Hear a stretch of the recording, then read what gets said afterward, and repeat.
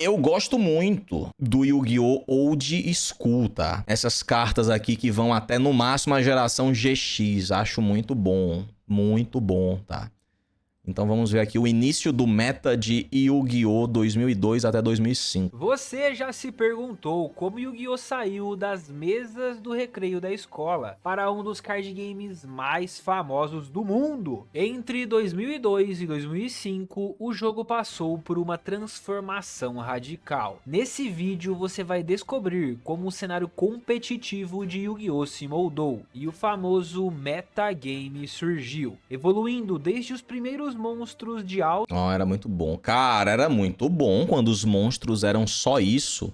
E isso aqui era muito texto, tá? O tempo que esse efeito aqui do Black Luster Soldier, acho que não é nem Black Luster Soldier, ele é outro nome, enfim, esqueci. Isso aqui era considerado muito texto, tá? Hoje em dia isso aí não é nada. Poder de ataque até combos de controle e destruição total. Então pega uma pipoca, alguma coisa para beber, se ajeita confortavelmente e vem comigo fazer uma viagem através das eras, diretamente para o ano de 2002. Boa, saudades. Brasil pentacampeão. O Trading Card Game foi lançado oficialmente no dia 8 de março de 2002. Não estou falando do Yu-Gi-Oh! Da Bandai, antes que comentem aí nos comentários. Estou falando do jogo de cartas oficial que existe até hoje. Chegou ao ocidente então, em 2002, Yu-Gi-Oh! Trading Card Game, abrindo a franquia com o lançamento da Booster Box, a lenda do dragão branco de olhos azuis, dando início à era dos monstros normais, trazendo consigo cartas como Ladin, Rei Caveira, Dragão Branco de Olhos Azuis e Mago Negro, além de cartas como Raigeki, Pote da Ganância e Reviver Monstro. Nesse período do game, as regras ainda eram informais. Pote da Ganância, viu, cara? Isso aí foi banido cedo, velho. Muito quebrado, tá? Onde os jogadores entravam em um consenso de jogadas à medida que iam jogando o jogo, pois as regras vieram apenas alguns dias depois, nos chamados Master Rules, ou livro de regras para os mais íntimos. Esses livretos com as regras do jogo vinham junto aos decks iniciais de Yugi e Kaiba, que foram lançados no dia 29 de março de 2002. O mesmo mês em que a box do Dragão Branco foi lançada. Boa. E por sinal, tem unboxing desses dois decks e da box do Dragão Branco aqui no canal, tá? Eu já ia dizer, esse cara é milionário. Este cara é milionário, mas eu tô vendo aqui que ele comprou a versão coreana, tá? A versão do Paraguai. Porque é muito caro. É muito caro essa box original, tá? Teve um reprint. Eu até comprei uma... Eu comprei algumas caixas dessa do reprint, não lembro que fim deu, tá? Vou deixar o link aí embaixo para vocês conferirem depois. Agora com as regras, o jogo tomou forma. Como invocar um monstro, regras de tributo, ativação de magias, armadilhas, cada coisa em seu devido lugar. Agora, existindo uma forma correta de jogar o jogo, abrimos a porta para aquele grupo de pessoas que não se contentam apenas em jogar, mas sim buscam a melhor forma de jogar. Então aqui, meus amigos, foi plantada a semente do que chamamos de meta deck. Para quem não é familiarizado com esse mundo de jogos de carta, trading card game e tudo mais, meta deck é o que podemos chamar de deck mais poderoso de todos, aquele deck que ganha quase todas as partidas. Surge aqui então a era dos beatdowns. Ó, louco. Mano, eu lembrei agora do nada. Quem já jogou Duel Links aí? Quando eu comecei a jogar... Ó, louco, Albion Online, tá? Quando eu comecei a jogar Duel Links, o meta na... sei lá, na primeira Season, talvez, era a porra de uns palhaços que tinham um efeito de que quando tu mudava a posição dele de ataque pra defesa ou defesa pra ataque, destruía um monstro do oponente, velho.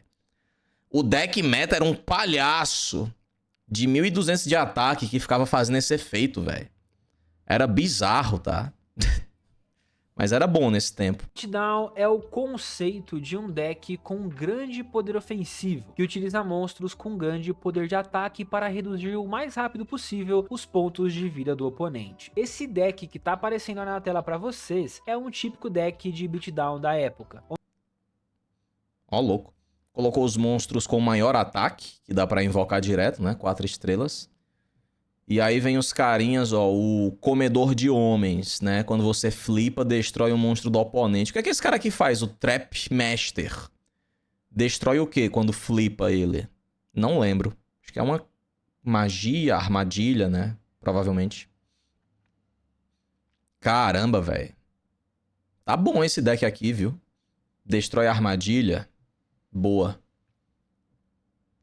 Os bichos com muita defesa. Bom, viu? Onde cartas como Ladin, Touro Guerreiro, Espadachim Mágico e Rei Caveira brilhavam. Monstros com altos ataques têm a necessidade de tributar nenhum monstro, exceto o Rei Caveira, que era preciso tributar um monstro para ser invocado, mas por ser um level 6, precisando apenas de um tributo e tendo 2.500 pontos de ataque, o levou a ser muito utilizado nos decks da época, fazendo com que Mago Negro e Dragão Branco de Olhos Azuis fossem deixados na gaveta, pois ambos precisavam de 2 tributos. Trazendo mais poder ainda para os decks da época, em 2002, devido ao sucesso do jogo, ainda foram lançadas algumas coleções, como Meta Riders, ou Predadores Metálicos no português, responsável por introduzir monstros com os efeitos de uma vez por turno. Sangan, Maga da Fé, a Bruxa da Floresta Negra foram algumas delas. Cartas que tinham efeito de busca, que deram muito poder para esses decks, pois podiam facilmente buscar monstros com 1.500 ou menos de defesa, fazendo com que o Rei Caveira pudesse ser trazido ao campo facilmente com seus 2.500. Mas peraí, você pegava pra mão, tá? Isso aqui? Não era pro campo diretamente, não. Mas assim, facilita trazer pro campo, né? Se você pegou do deck, tá na mão, aí depois é só tributar, tá? Ok? Pontos de ataque. E as primeiras cartas armadilhas de counterar o oponente também surgiram nessa coleção. Julgamento Solene, Bloqueador de Magia, 7 Ferramentas do Bandido, Corneta Celestial e Força do Espelho foram algumas Força delas. do Espelho Mágicas é muito quebrado. como Tempestade Pesada e Mudança de Opinião também foram lançadas aqui. Magic Ruler, renomeada depois de melhor coleção de todas, onde chegou o melhor arquétipo de todos. um tempo como Spell Ruler. Histórico. Isso é um probleminha que Yu-Gi-Oh! Teve com os direitos autorais de Magic the Gathering, um outro card game que é muito famoso até hoje e era muito popular na época. Então a Spell Ruler, como ficou conhecida, trouxe cartas mágicas importantes como Confiscação, Giant Tronade, Machado do Desespero, e o mundo Roubo Toon Precipitado e Delinquente Duo. E o mundo Toon?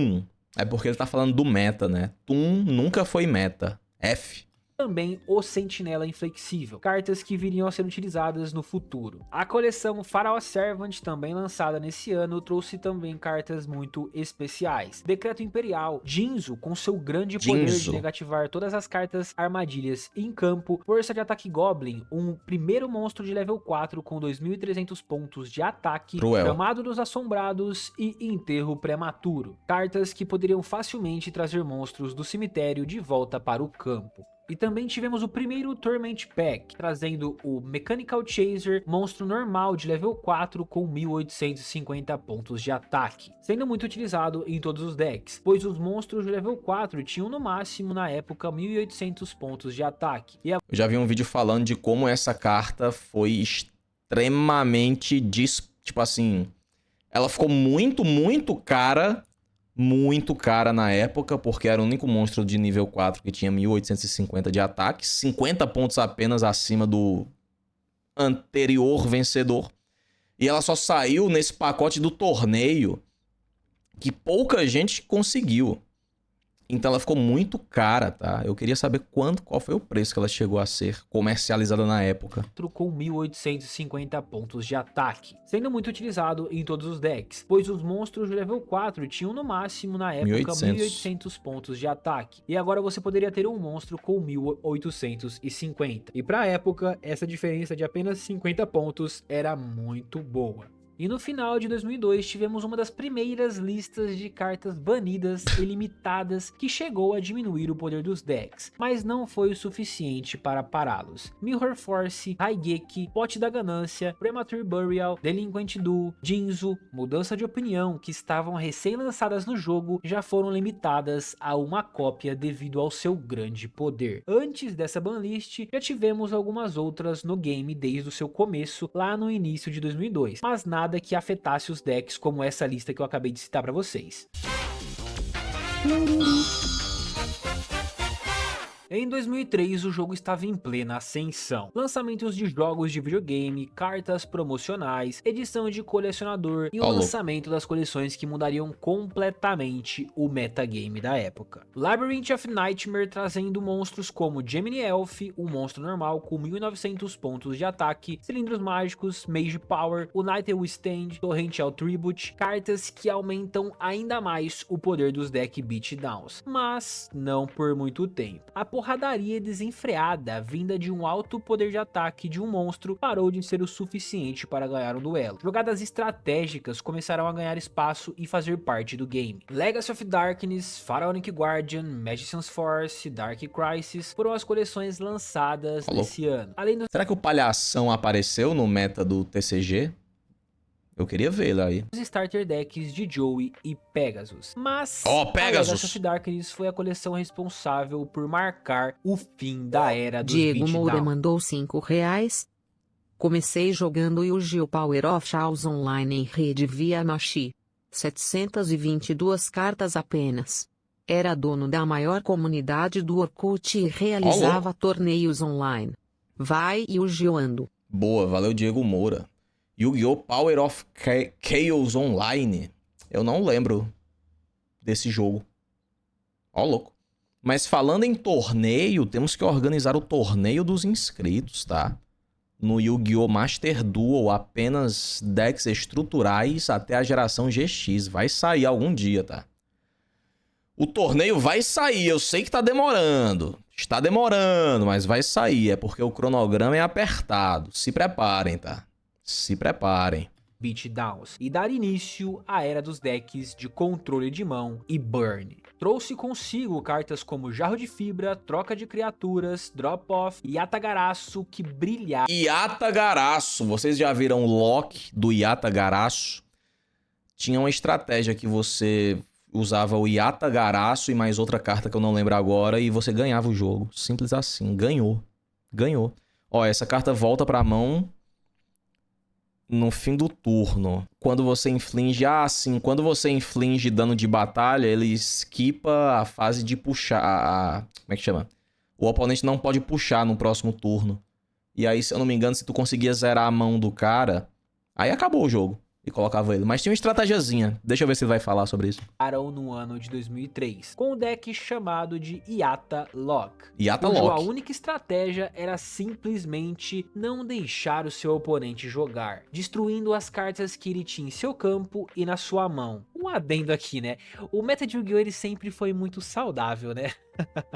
A estratégia era simples, consistia em trazer o Yatagarasu do seu deck para a sua mão, utilizando cartas como Bruxo da Floresta Negra, Maga da Fé e Sangan, que da mesma forma que foram utilizadas nos decks de beatdowns, tinham seu espaço nesses decks de agora. Fazer o oponente descartar cartas da sua mão utilizando Delinquent Duel, Dons Along, Confiscation e Drop-Off, limpar o campo com cartas como Dark Hole, Raigeki, Heavy Storm e Explorador de Penas da Arpia. Caso fosse preciso, o deck também tinha suas estratégias de defesa, utilizando-se de cartas como Mirror Force, Ring of Destruction é bem e difícil Mystical executar Tomato. isso aí, não. E quando o campo estivesse limpo e o oponente já não tivesse cartas na sua mão e estivesse totalmente indefeso, você invocava e atacava com o Yatagarasu, que tem como efeito, quando ele causar dano de batalha ao seu oponente, ele simplesmente pula a fase de compra do próximo turno dele. Então no seu próximo turno você invocava o Yatagarasu de novo, e como o oponente não fazia tinha nada. cartas na mão no campo, você o atacava novamente. O looping se reiniciava, até o oponente cansar e se render. Essa estratégia que recebeu o nome de Yata Lock foi a responsável por dar a Ning Yung Leong o título de primeiro campeão mundial de Yu-Gi-Oh! Fazendo... Mano, ele ganhou na crocodilagem, velho. O cara foi campeão com essa estratégia? Porra, aí não, viu, cara? Crocodilo, tá? Crocodilo, velho. Apareça, seu medíocre! Apareça! Torcedor de momento! Torcedor... Do ganhar o Yu-Gi-Oh! World Championship de 2003.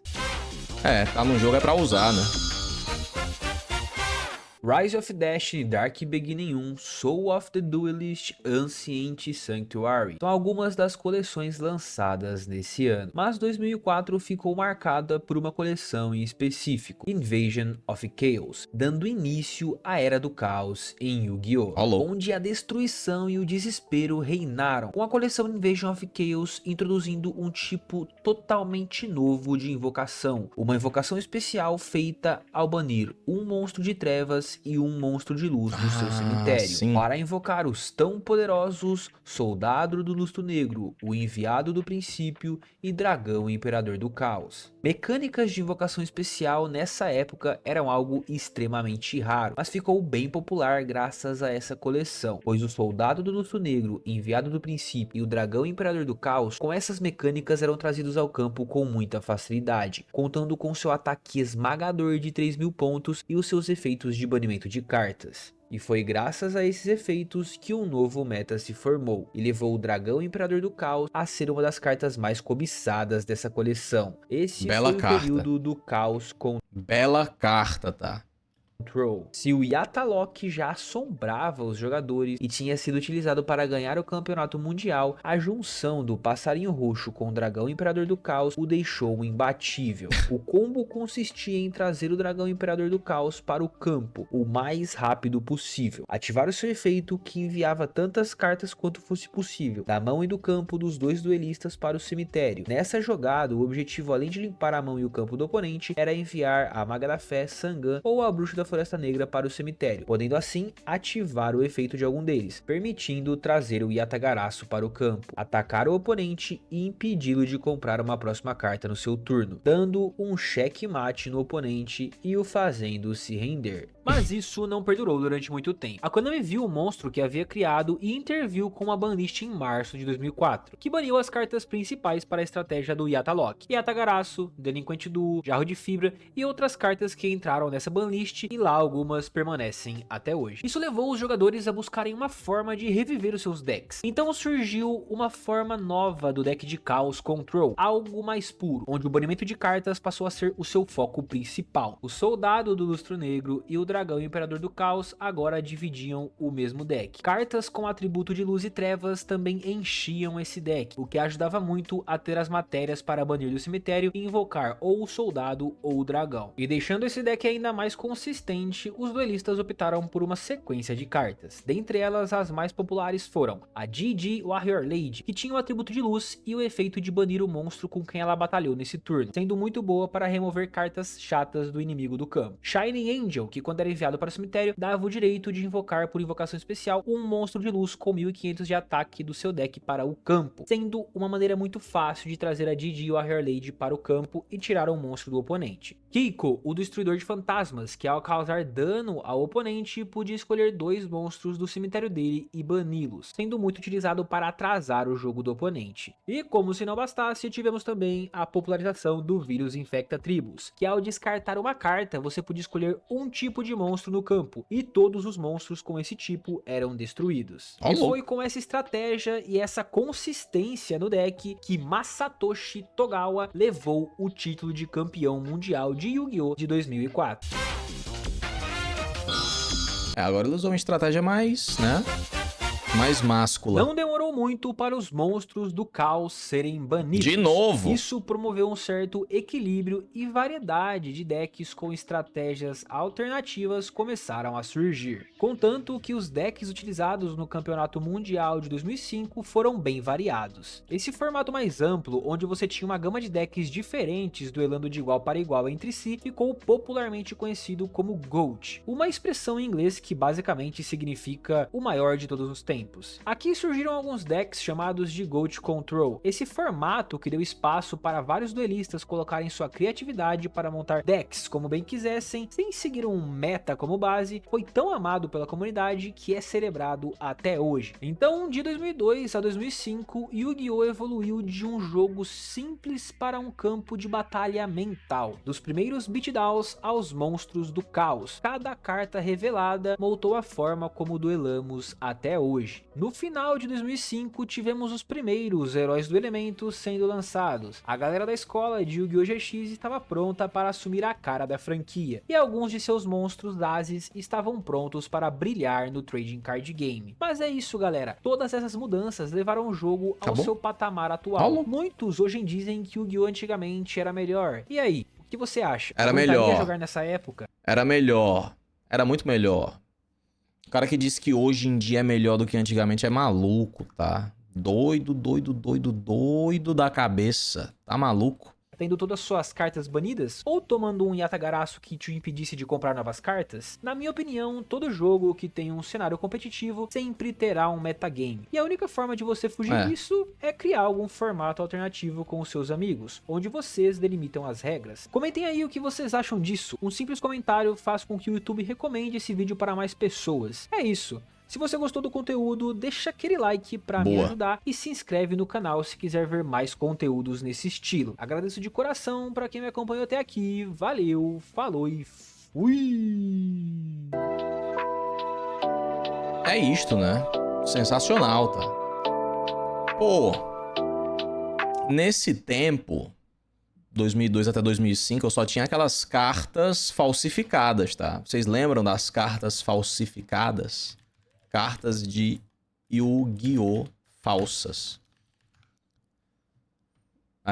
Eu só fui pegar a carta original depois de velho, tá? Tipo, 2017. Olha, o juiz. Este guerreiro em suas batalhas ele nunca se rende. 8.000 de ataque. Tá, porra. Rock corrosivo Devil Love Fake. Ó, louco, velho. Então, só tinha essas cartas aí, eu brincava com os amigos sem seguir nenhuma regra, né? Quem é que tinha um Exódio aqui, ó? Eu já tive esse Exódio aqui, ó, brabo. Mas... eu consegui viver a experiência do início do Duel Links, e foi muito bom, tá? No comecinho do Duel Links, ali na... Quando eu comecei a jogar, a box mais recente era a terceira box. Gans mandou R$5. E aí era muito bom, velho. E aquela véio. live abrindo pack de Yu-Gi-Oh!